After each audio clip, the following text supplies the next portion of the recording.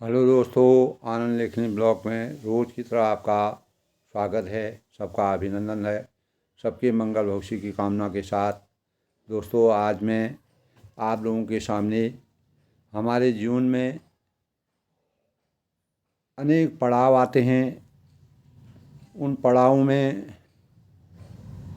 हम अपने मन को कैसे शांत कर सकते हैं और मन की शांति के लिए और अपने आध्यात्म को जगाने के, अपनी संकल्प शक्ति और अपने अंदर साधना के भावों को संकलित करने के लिए हम अपने को मौन रखते हैं। मौन क्यों रखा जाता है? मौन का क्या अभिप्राय है? मौन से हमारे जीवन में, हमारे शारीरिक जीवन में और मानसिक जीवन में कितना परिवर्तन होता है और कितने समय तक हम बिना बोले रह सकते हैं, वह हमारी साधना पर आधारित है। दोस्तों, मौन का शाब्द अर्थ यही है कि न बोलना, चुप्पी साधना। इंग्लिश में क्या कहा गया है दोस्तों? साइलेंस, या मन का शांत हो जाना, अर्थात किसी प्रकार की व्यर्थ की कल्पनाओं से परे मौन से हमारी संकल्प शक्ति की वृद्धि होती है तथा वाणी के आवेशों पर हमारा नियंत्रण बना रहता है। मौन शांति है दोस्तों, दिमाग की शांति का प्रतीक है। एकाग्रता में हमारी मौन के माध्यम से हमारी एकाग्रता में वृद्धि होती है। मौन से हमारे अंदर सृजनशीलता, विचारों की उत्पत्ति होती है। अनेक प्रकार के, विभिन्न प्रकार के विचार मन के अंदर आते हैं। किसी प्रकार के तर्क वितर्क से हम परे रहते हैं। शांत बने रहना यानी मिताभ्यासी, यह सब हमारे बोलने में संयम लाने की एक प्रक्रिया है। सबसे बड़ी बात यह है दोस्तों, इससे हमें किस प्रकार के लाभ होते हैं? सबसे बड़ा लाभ यह है दोस्तों, व्यक्ति अधिक दिमागदार और उसके अंदर उत्पादकता की शक्ति बढ़ती है और हमारा ध्यान हमेशा अच्छाई की तरफ अग्रसर होता है। और हमारे मानसिक और शारीरिक स्वास्थ्य में गुणात्मक सुधार मौन के माध्यम से होता है। दोस्तों, अनेक जो साधक होते हैं वो कितने दिनों तक, 1 हफ्ते तक, 2 हफ्ते तक, महीनों तक, 2 महीने तक मौन व्रत रखते हैं। अपने साधना को जगाने के लिए, अपने अंदर भगवान की भक्ति को सजाने के लिए, अपने इंद्रियों को वशीभूत करने के लिए, अपने इंद्रियों को साधने के लिए हमारे अंदर कितनी संकल्प शक्ति है, कितना लक्ष्य है, हमारा क्या लक्ष्य है और हम किस प्रकार से बिना बोले किसी प्रकार के अच्छे और बुरे शब्दों को ना बोलें, इस प्रकार की अभिव्यक्ति हमारे मन में आती है और इससे हमारे मन के जो भाव होते हैं वो शांत होते हैं। चुप रहने से हमारे रिश्ते सुधरते हैं। चुप रहना बहुत अच्छी कला है, लेकिन जब चुप रहने की हम चुप रहने से हमको किसी प्रकार का कष्ट होता है तो चुप्पी को तोड़ना भी बेहतर होता है। चुप रहने से अगर हमारे रिश्ते, किसी प्रकार के रिश्ते सुधरते हैं तो यह हमारे लिए बहुत ही बड़ा वरदान है। लेकिन जब चुप रहने से हमको अनेक प्रकार के कष्ट होते हैं तो हमको उस चुप्पी को तोड़ना पड़ता है। ये मौन से हम सीखते हैं दोस्तों।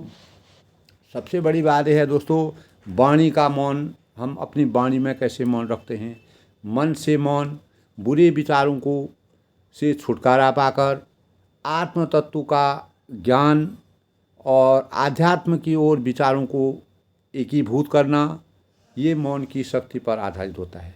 हम अपनी शक्ति, संकल्प और लक्ष्य के आधार पर इन बातों को तय करते हैं और जितने समय तक हम बोलना बंद करते हैं, यह भी एक साधना का बहुत बड़ा स्वरूप है।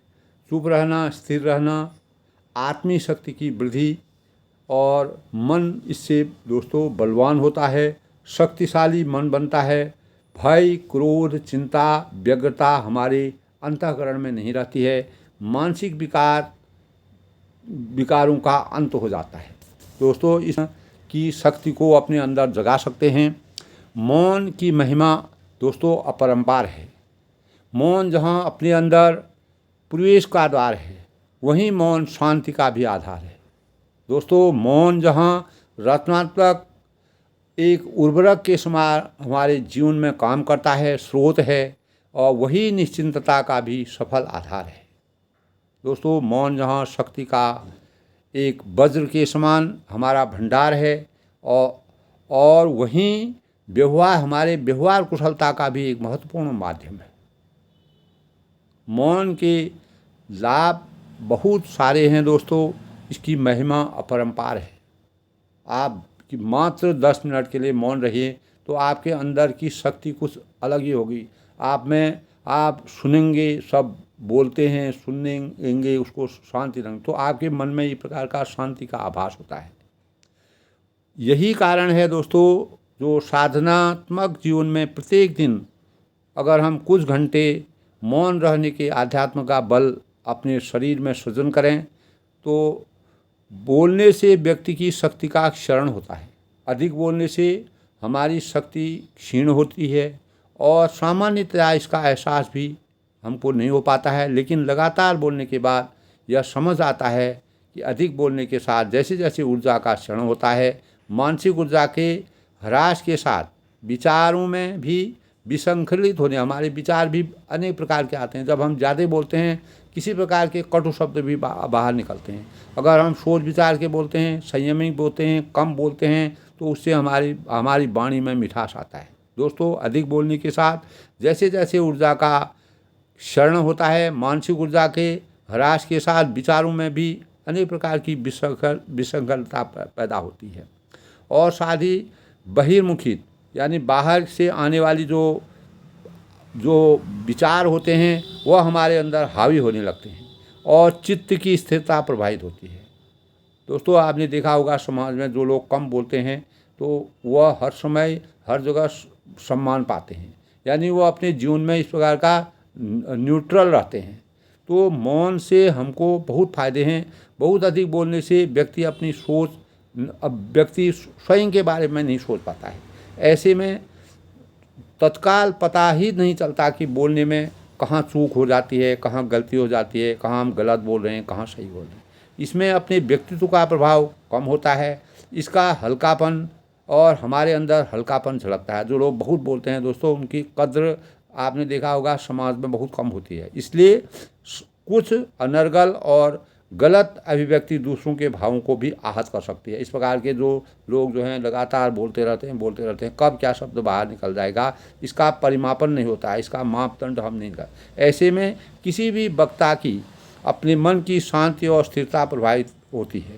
तो दोस्तों, मौन का अवलंबन ऐसी चूकों से व्यक्ति को बचाता है। अगर हम मौनों में नियंत्रण कर दें, अपने बोलने में अगर हम नियंत्रण कर दें, तो हमें अनेक प्रकार की जो हम दिन भर की चूक करते हैं, गलतियां करते हैं, उससे हमको बचाने का कार्य करता है, और दूसरा जीवन को अधिक सरल और प्रभावशाली बनाने में मददगार होता है। इसी प्रकार दोस्तों, जब हमारा विद्यार्थी जीवन में भी हम देखते हैं कि मौन रहकर स्वाध्याय रूपी तप पर बल दिया जाता है। अगर कोई बच्चा कम बोलता है, केवल अपनी पढ़ाई में ध्यान लगाता है, मौन वृत्ति से अगर वह स्वाध्याय करेगा तो उससे उसको गुणात्मक फायदा होता है, जिसमें एकांतपन और अपना एकांतपन का अलग ही महत्व रहता है दोस्तों। इसलिए जो ऋषि मुनि, साधु संत और वह लोग होते हैं, कुछ समय के लिए एकांत में अपना वास करते हैं। वहाँ पर उनको शांति का आभास होता है, और वह अनेक प्रकार की साधनाओं को करके अपने मन को शांति प्राप्त करते हैं। दोस्तों, अध्ययन करना, लिखना, रचनात्मक कार्यों में एकांत में अपने मौन के माध्यम से हम अपने को रचनात्मक बना सकते हैं, और कार्य की उत्पादकता के लिए हम इस प्रकार की पृष्ठभूमि को अपने जीवन में चरितार्थ कर सकते हैं कि जिससे शांति और एकांत परिवेश में मौन के साथ संग्रहित ऊर्जा हमको एकाग्र करती है, और हमको लक्ष्य जो हमारे होते हैं उसको शीशे की भांति हमारे लक्ष्य भेद करते हैं, यानी उसके बारे में स्पष्ट रूप से अंकित हो जाता है। जैसे दोस्तों, सूर्य की किरणें आज से शीशे में प्रवेश होकर नीचे रखे गए किसी भी पदार्थ को जला देती हैं, उसी प्रकार विसंकलित किरणों में सहज कुछ गर्मी मिलने से अधिक प्रयोजन सिद्ध नहीं हो पाता है। दोस्तों, इसी तरह साहित्य है, कला है, विज्ञान है और जीवन के अन्य क्षेत्रों में संभव रहे उत्कृष्ट कार्य वस्तुतः मौन में संपादित एकाग्रता का परिणाम होता है। अगर हम किसी भी उत्कृष्ट कार्य को करते हैं, आपने देखा होगा जो वैज्ञानिक लोग होते हैं रात दिन अपने कार्य में लगा रहते हैं, वह बोलते कम हैं और कार्य ज़्यादा करते हैं। उनके कार्य कुशलता में एक इस प्रकार का एकाग्रता होती है, वह उनके मौन और शांत स्वभाव से कार्य करने की अभिरुचि है। वहाँ पर किसी प्रकार का कोलाहल का वातावरण नहीं होता है, वह एक एकाग्र चित्र में कार्य करते हैं। इसीलिए तप और साधना के विधानों में मौन का विशेष महत्व रहेगा। तब हम जब तप करते हैं, साधना करते हैं और कोई इस प्रकार के वैज्ञानिक उपकरणों का प्रयोग कर रहे हैं, अनेक प्रकार की किसी प्रकार की खोज कर रहे हैं, तो वह जीवन हमारे लिए शांति का होना, उसमें अगर हम मौन मुंह से कम बोलें और अपने मस्तिष्क से काम करके अपने हाथों से लिखकर किसी चीज़ को ध्यान करके अगर उसको लोगों में संपादित करेंगे, तो लोगों में उसकी जानकारी देंगे, तो साधना और तप दोस्तों मौन का सबसे मूल केंद्र है। जब हम साधना में रहते हैं, तप रहते हैं, तो उस अवस्था में आपने देखा होगा बड़े बड़े ऋषि मुनि जो हैं वह समाधि लगा कर बैठ जाते थे। ये सब चीज़ें जो हैं तप और मौन, तप और साधना के सौजन्य से वह अपने मौन को प्राप्त करते हैं। श्रीमद् भागवत गीता में भी दोस्तों मौन को वाणी के तप में गिना गया है। वाणी का तप है दोस्तों। इसके मैंने एक गीता में पढ़ा था 16 और 17 अध्याय में कहा गया है दोस्तों कि मन की चंचलता को नियंत्रित करने वाले मौन की स्थिति में मनुष्य सीधे परमात्मा से संवाद करता है। ये 16 और 17 अध्याय में गीता में लिखा हुआ है कि कोई भी व्यक्ति है वह मन की चंचलता को, अगर हमारे मन में चंचलता है, किसी प्रकार के हम उत्संकलित हैं, उसको नियंत्रण करने के लिए मौन की स्थिति मनुष्य के सीधे परमात्मा से संवाद हम कर सकते हैं। यानी हमारा ध्यान सीधे परमात्मा में विलीन हो जाता है। मौन में इतनी बड़ी शक्ति है। अर्थात मौन के संबंध में यह जानना आवश्यक है कि वाणी से मौन से अधिक मन का होना अभीष्ट है। जब तक हमारा मन पूर्ण रूप से उसमें विलीन नहीं होगा, तब तक हम मौन की वास्तविकता को नहीं समझ सकते हैं। यानी मन और वचन और कर्म से हमको अपने को शांत रखने का ध्यान लगाना है, उसी में शादी रहना है। अतः इसके छोटे छोटे कुछ घंटों के प्रयोग के साथ हम कम समय में कुछ घंटों के लिए, थोड़े समय के लिए अगर इसकी प्रक्रिया को शुरू करें, इसका साधना को शुरू करें, तो हमारे जीवन में प्रयोगात्मक रूप में हम कर सकते हैं। तो दोस्तों बड़ा ही रहस्यमय हमारे जीवन में एक प्रकार का उत्साह पैदा होगा। अधिकांशतः कुछ लोग उत्साही या साधक पूरी नवरात्रि में भी जो है, नवरात्रि में आपने देखा होगा काफ़ी लोग जो हैं पूरी तरह से 9 दिन तक मौन व्रत रखते हैं। इस प्रकार के वे लोग हमने देखे हैं देखो, और इशारों में वह दैनिक क्रियाओं को करते हैं, अपने व्यवहार को निभाते हैं और अनेक प्रकार से अपने को साधने की कोशिश करते हैं। लेकिन जब इशारों में अपनी बातों को नहीं समझा पाते हैं तो मन खिन्नता से लेकर विस्तृत भी होने की अवस्था आ जाती है। तो ऐसे में लिखकर, हम किसी चीज़ को लिखकर और अपनी बातों को किसी दूसरे को समझा सकते हैं। और व्यावहारिक दृष्टि से मौन साधना के छोटे छोटे प्रयोगों की यानी छोटे छोटे प्रयोग करके हम कम समय के लिए अगर मौन, आज मैंने कहा कि जैसे मैं 1 घंटा पढ़ता हूँ रोज़, 4 घंटा पढ़ता हूँ, अगर मैं आधा घंटा रोज़ मौन रखता हूँ, आधे घंटे तब मैं बात नहीं कर रहा हूँ, मेरा सीधे परमात्मा से अपना ध्यान मेरा केंद्रित होता है, उससे हमें आत्मनियंत्रण मिलता है, आत्मसात हमारा मन होता है। तो व्यावहारिक दृष्टि से मौन साधना के छोटे छोटे प्रयोगों से हम अभीष्ट रचना पैदा कर सकते हैं। और जब तक साधक उचित मार्गदर्शन में किन्हीं गंभीर साधना तक प्रयोग न करेंगे, तब तक वह सही रास्ते में नहीं उतर सकता है।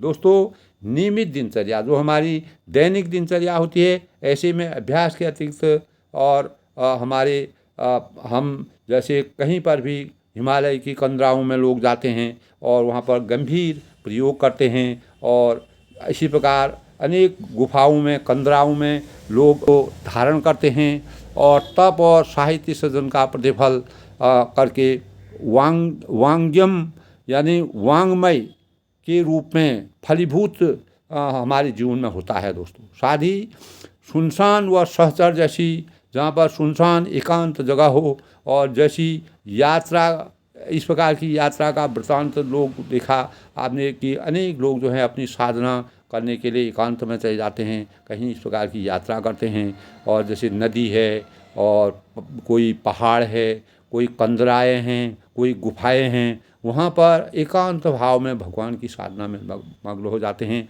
वो वहाँ पर पूरा मौन व्रत की साधना करते हैं दोस्तों। इस प्रकार अनेक प्रकार के ऐसे उदाहरण मिलते हैं। और मौन से हमारे आत्मबल को संयम मिलता है, दिव्य तत्वों की वृद्धि होती है, हमारे अंदर अनेक प्रकार के दिव्य तत्वों का आविर्भाव होता है, चित्त की एकाग्रता बढ़ती है हमारे चित्त में। आप दोस्तों केवल 20 मिनट या आधा घंटा चुप रह के देखिए तो आपका मन पूर्ण रूप से बदल जाएगा, आपके अंदर एक अलग शक्ति पैदा होगी। इस प्रकार के भावों को जब हम प्रयोगात्मक अध्ययन करेंगे तभी हमारा जीवन सार्थक होगा दोस्तों। इस जीवन को सारने के लिए आज के अशांतमय वातावरण में अगर हम 10 मिनट 15 मिनट आधा घंटे के लिए अगर मौन धारण करें, और इससे हमारी साधना बढ़ेगी और हमारे अंदर ज्ञान का संचार होगा, और अनेक प्रकार की दिव्य शक्तियाँ हमको दिखाएंगी। परमात्मा से हमारा सीधे संवाद होता है दोस्तों। अगर आप ध्यान लगा के देखिए तो दिव्य तत्वों की हमारे अंदर वृद्धि होती है, चित्त की एकाग्रता भी बढ़ती है, शांति का प्रादुर्भाव होता है, तथा बहिर्मुखी वृत्तियाँ जो भी हमारे बाहर से आने वाले हमारे पास नकारात्मक शक्तियाँ हैं वह हमसे दूर रहती हैं, और अंतर्मुखी शक्तियाँ हमारे अंदर जागती हैं, और हमें इसी से आत्म उन्नति का मार्ग हमारे जीवन को प्रशस्त करता है दोस्तों।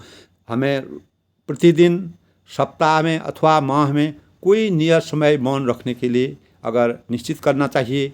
इससे हम अपने संयम को जानेंगे, अपनी साधना को जानेंगे, अपने मन के भावों को जानेंगे, और हमारे अंदर चित्त की जो आसक्ति है उसके बारे में हमको ज्ञान होगा दोस्तों। आप प्रयोग करके देखिए, कई दिन तक लगातार भी ऐसा व्रत रखा जा सकता है। ख़ास तौर से जो लोग अपने सेवा नहीं करते हैं, घर में रहते हैं, और कभी उनके मन में व्रत करते हैं, व्रत के दिन आप मौन रखते हैं और जो भी साधना करते हैं, तो आधा घंटा या 20 मिनट भी आप मौन रखेंगे तो आपके चित्त में चैन आएगा, आपके अंदर क्रोध पैदा नहीं होगा, आपके अंदर किसी प्रकार का बैर भाव पैदा नहीं होगा, किसी बारे में आप सोचेंगे नहीं, आपका ध्यान सीधे परमात्मा में आसक्त होगा। निश्चित ही है दोस्तों, अगर आप प्रयोग करके देखिए अपनी स्थिति, हमें कई दिनों तक लगातार ऐसा इस प्रकार का ध्यान लगाने से अपनी स्थिति का हम पता कर सकते हैं। हमारी रुचि क्या है उसके बारे में हमको अनुभव होता है, और हम किस सुविधा के अनुसार मौन की अवधि निर्धारित हमको अपनी जो भी जिसको जहाँ पर सुविधा हो वैसी वह रख सकता है। कोई किसी के लिए इसमें दबाव नहीं है, ये अपने साधना को जगाने के लिए है। अपने आज के वातावरण में इतना कोलाहल है, इस कोलाहल की ज़िंदगी में अगर हम 10 मिनट शांत भाव से रहें तो हमारे चित्त में बहुत चैन होता है। इससे हमारे मानसिक और शारीरिक विकास में बहुत ही गुणात्मक सुधार होता है। मौन काल का अधिकांश भाग एकांत में और स्वाध्याय अर्थात ब्रह्म चिंतन में व्यतीत करना चाहिए।